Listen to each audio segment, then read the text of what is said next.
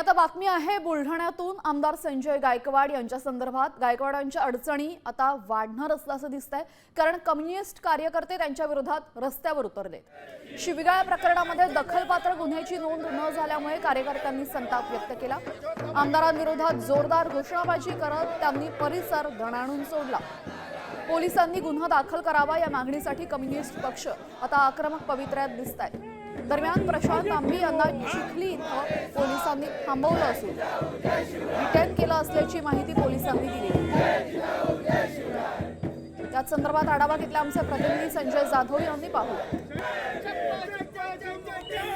शिवाजी कोण होता या पुस्तकाचं वाचन करण्यासाठी राज्यभरातून कम्युनिस्टचे लोक बुलढाण्यामध्ये जमा झालेले आहेत।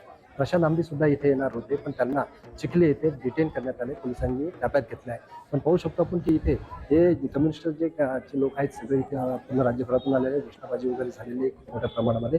आमदार संजय गायकवाड यांच्या विरोधामध्ये खूप मोठी घोषणाबाजी झालेली आहे। शिवाजी महाराजांचा, छत्रपती शिवाजी महाराजांचा अपमान करणाऱ्यांना आम्ही सोडणार नाही असे त्यांची भूमिका स्पष्ट आहे। आणि या ठिकाणी तणाव निर्माण झाल्याचे चित्र हे स्पष्ट दिसत आहे। त्यामुळे आता बुलढाण्यामध्ये पोलीस बंदोबस्त, सगळा बंदोबस्त ठेवण्यात आलेला आहे। जिल्हाभरातून सगळे 6 अधिकारी आणि 150 ते 200 पोलीस कर्मचारी इथं उपस्थित आहेत। आणि या भर उन्हामध्ये आता संजय गायकवाडांची कार्यकर्ते सुद्धा इथे 3 ते 4 हजार त्यांच्या कार्यालयावरती लोक जमलेले आहेत। त्यामुळे तणावाची स्थिती निर्माण झालेली आहे। त्यामुळे या इथं पुस्तक वाचन होणार आहे का आणि हे आंदोलन यशस्वी होणार आहे का याकडे आता बुलढाणेकरांचं लक्ष लागले आहे। कॅमेरामॅन सुनील नरेश आणि संजय जाधव, साम टीव्ही, बुलढाणा।